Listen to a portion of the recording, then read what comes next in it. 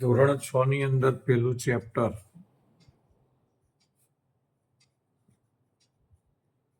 ગણિતમાં પેટર્ન એનો આજે આપણે ભાગ 3 જોવાના છે, પાર્ટ 3. આમ તો આની અંદર આપણને છેલ્લે પાર્ટ 2 માં આકાર શ્રેણીના ઉદાહરણો લીધા હતા.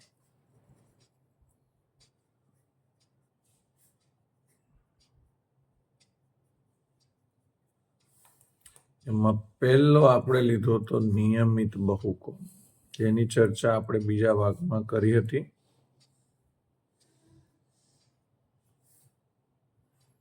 બીજો લીધો તો આપણે સંપૂર્ણ આલેખ.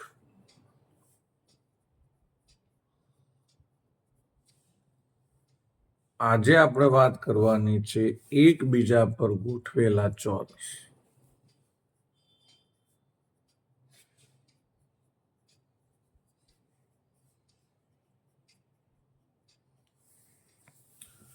એકબીજા પર ગોઠવેલા ચોરસની આપણે વાત કરીએ તો પહેલા તો એનું સૂત્ર આવે છે n નો સ્ક્વેર. તમે અહીંયા ચોરસ જોશો તો અહીંયા આ એક ચોરસ છે, પછી એકબીજા પર ગોઠવીએ તો ટોટલ 4 ચોરસ થાય છે. પછી આપણે એકબીજા પર ગોઠવતા જઈએ તો ટોટલ 9 ચોરસ થાય છે.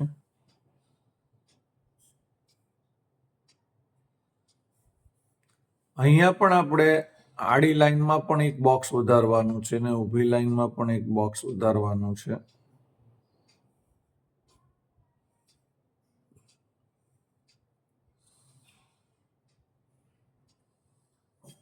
એક, 2, 3 અને 4. અહીંયા પણ તમે જોઈ શકો છો કે એકબીજા પર ગોઠવેલા ચોરસમાં આડી લાઈનમાં પણ એક બોક્સ વધાર્યું છે, ઉપર પણ એક વધાર્યું છે. આનું સૂત્ર છે n². તમે જોઈ શકો છો અહીંયા એક ચોરસ છે, અહીંયા 4 છે, અહીંયા 9 છે, અહીંયા 16 છે. n² એટલે n એટલે પ્રાકૃતિક સંખ્યા. n ની જગ્યાએ પેલા 1 લઈએ તો 1² કેટલો થાય? 1. n ની જગ્યાએ આપણે 2 લઈએ તો 2² કેટલો થાય? 4. n ની જગ્યાએ આપણે 3 લઈએ તો 3² કેટલો થાય? 9. એવી જ રીતે આપણે n ની જગ્યાએ 4 લઈએ તો 4² કેટલો થાય? 16.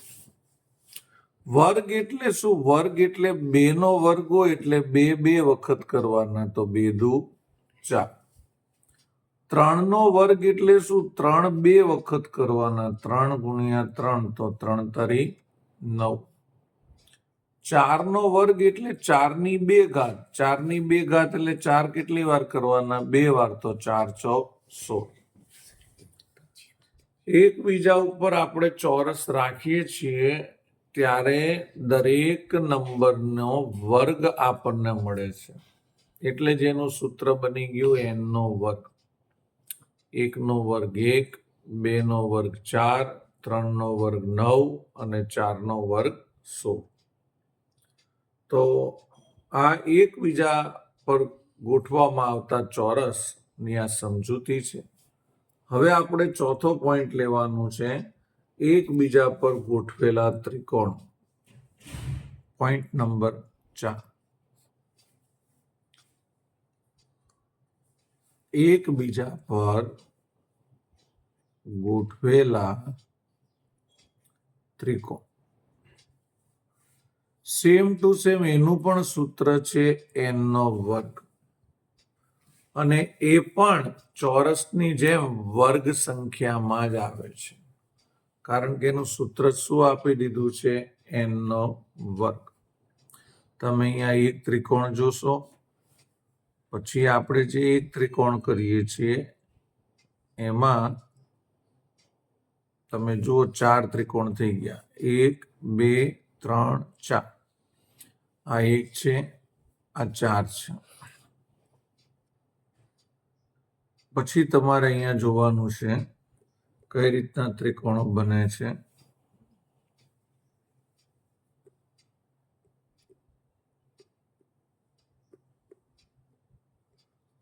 1 2 3 4 5 6 7 8 ને 9 ત્રિકોણો બને છે. આગળ આપણે જોઈશું અહીંયા પણ આપણને આ 1 આ 2 આ 3 4 5 અને 6 1 2 3 4 5 6 7 8 9 10 11 12 13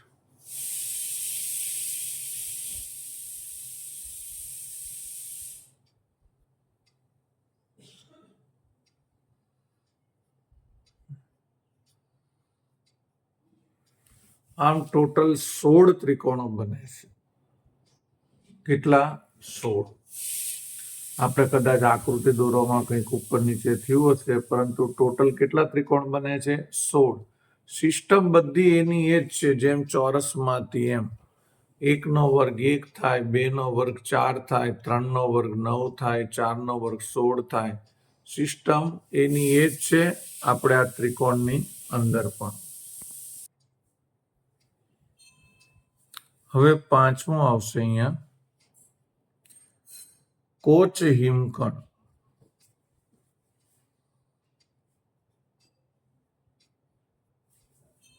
એનું અહીંયા આપણે સૂત્ર કરવાનું છે 3 × 4 અને એની જે ઘાત છે એ ઘાતની અંદર આપ્યું છે n-1.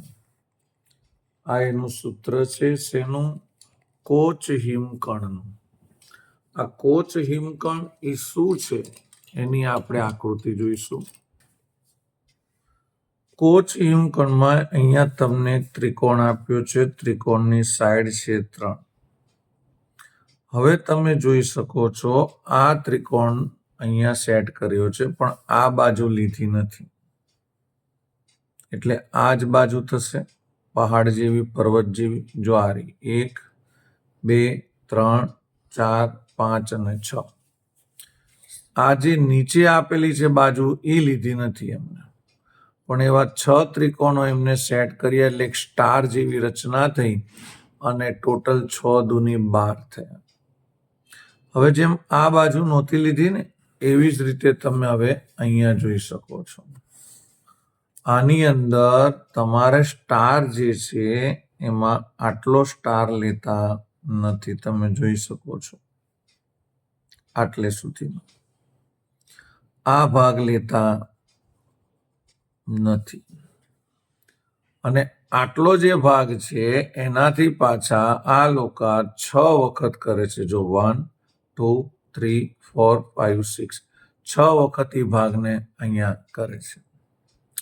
આ બધા હું તમને રચના સમજાવું છું હિમકણની.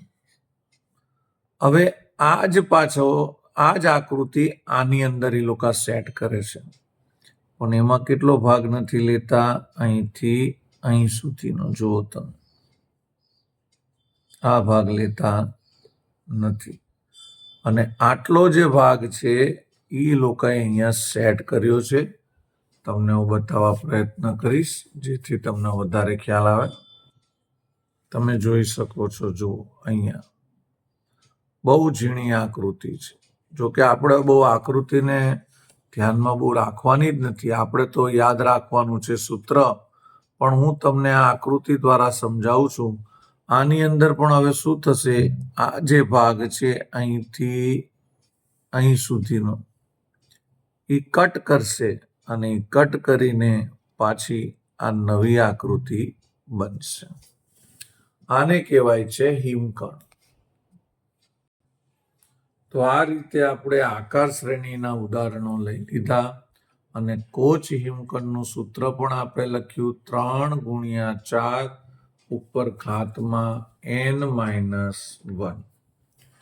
પણ એવી જે આપણે વાત કરી આકાર શ્રેણીની, એવી એક આવે છે ષટકોણીય સંખ્યા.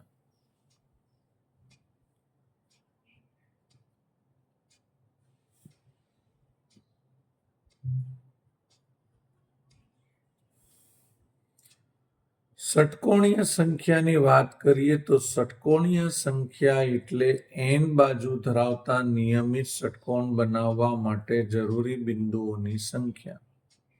પણ ષટકોણીય સંખ્યાઓ તમારે યાદ રાખવાની 1, 6, 15, 28, 45, 66, 91, 120 એમ ષટકોણીય સંખ્યાઓ આગળ ને આગળ વધતી જ રહે છે. હવે અહીંયા તમે જોઈ શકો છો, એકમાં તમે 5 એડ કરો ત્યારે 6 આવે, એકની અંદર 5. 6 માં તમે 9 એડ કરો ત્યારે 15 આવે, 15 માં તમે 13 એડ કરો ત્યારે 28 આવે, અને 28 ની અંદર તમે 17 એડ કરો ત્યારે 45 આવે. તમે જોઈ શકો છો અહીં બધામાં 4 નો ફેર છે. અહીંયા પણ તમે આગળ કેટલા એડ કરો તો 66 આવે, તો અહીંયા તમે 21 એડ કરો ત્યારે 66 આવે. દરેકની અંદર 4 નો શું આવે છે? ડિફરન્ટ આવે છે. આનું આપણે સૂત્ર પણ લઈ લઈશું. સૂત્ર આનું છે શેનું? ષટકોણીય સંખ્યાનું n કૌંસમાં 2n - 1. આ સૂત્ર છે ષટકોણીય સંખ્યાનું. ચલો હવે આ સૂત્રનો ઉપયોગ આપણે કરીએ. શું આનો જવાબ આ 1, 6, 15, 28, 45, 66, 91 અને 120 આવે છે? તો જોઈએ. પહેલા આપણે આની જગ્યાએ 1 લઈ લઈશું,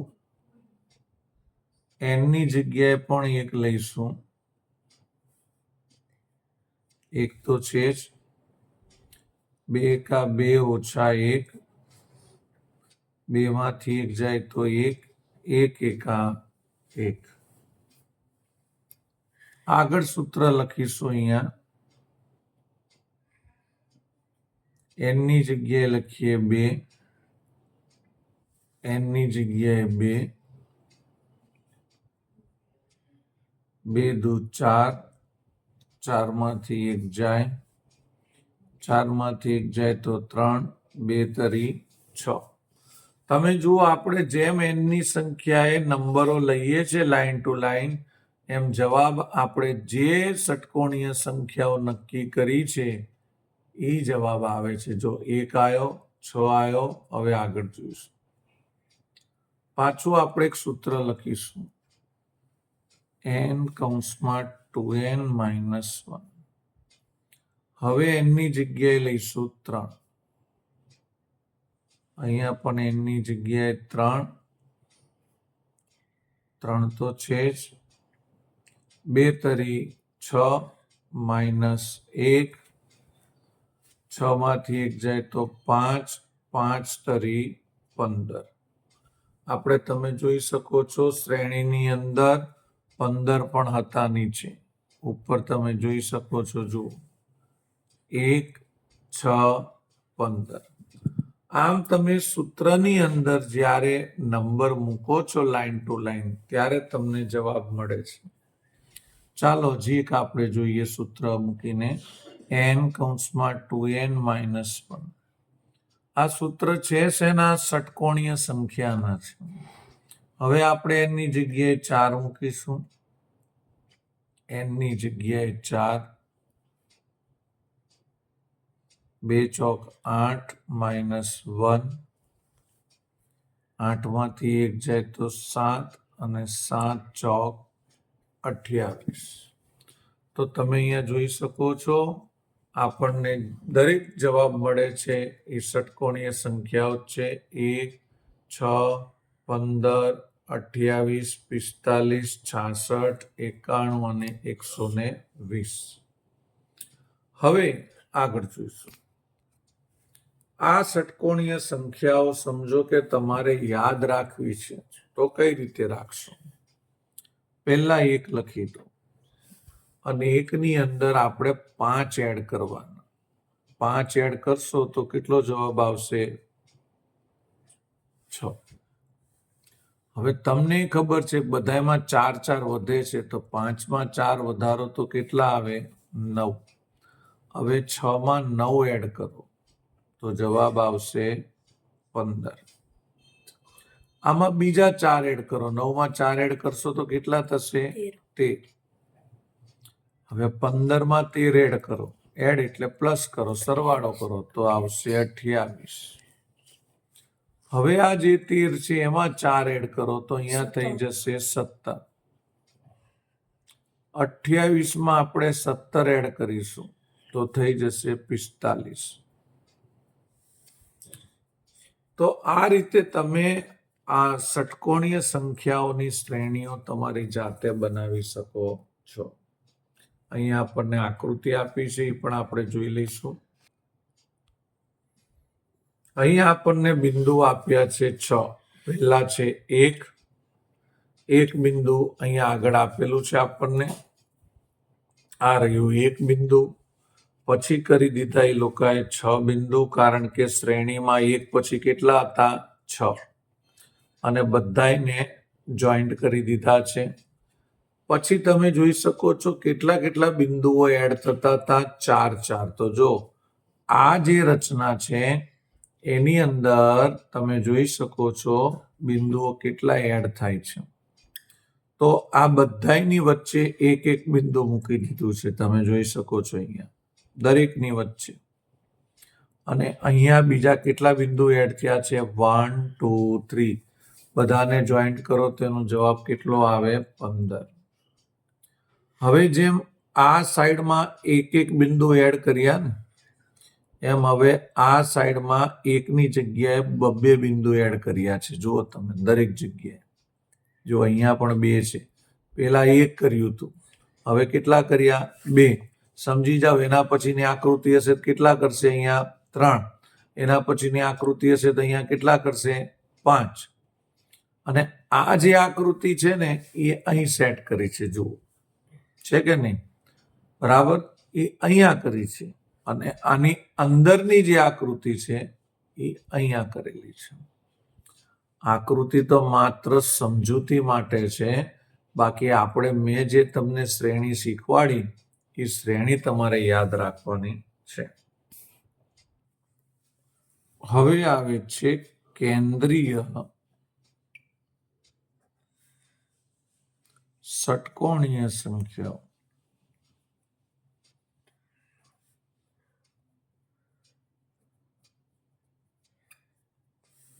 કેન્દ્રીય ષટકોણીય સંખ્યાઓમાં શ્રેણી છે 1 7 19 37 61 અને 91. હવે આમાં આપણે જોઈશું કેટલા એડ થાય છે. તો 1માં 6 એડ કરો તો 7 થાય. પછી આમાં તમે 12 એડ કરો 7માં ત્યારે 19 થાય. હવે આગળ જોવાનું છે કે 19માં કેટલા એડ કરીએ તો 17 થાય, તો 18.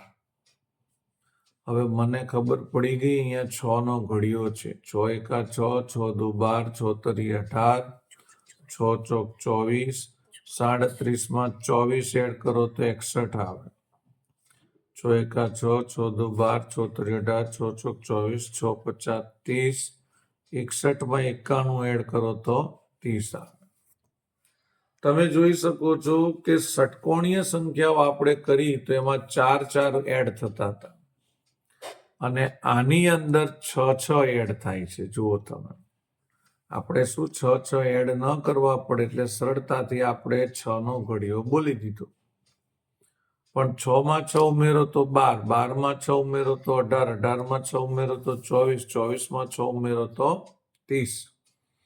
એમ તમે કેન્દ્રીય ષટકોણીય સંખ્યામાં 1 લેશો, પછી 6 એડ કરતા જશો નીચે, અને નીચે 6 એડ કર્યા પછી સંખ્યાને તમારે એડ કરવાની છે, તો તમને શ્રેણી મળી જશે.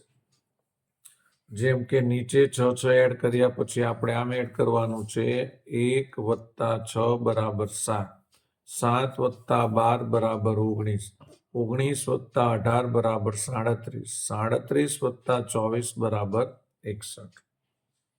પણ તમને એમ થશે કે જ્યારે ષટકોણીય સંખ્યાઓ શીખવાડી ત્યારે એનું સૂત્ર શીખવાડ્યું હતું.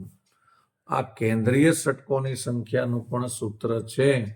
એ સૂત્ર છે 3n n - 1 + 1. આ શેનું સૂત્ર છે? કેન્દ્રીય ષટકોણીય સંખ્યાનું. 3n n - 1 + 1. ચલો હવે આપણે n ની જગ્યાએ 1 લઈશું.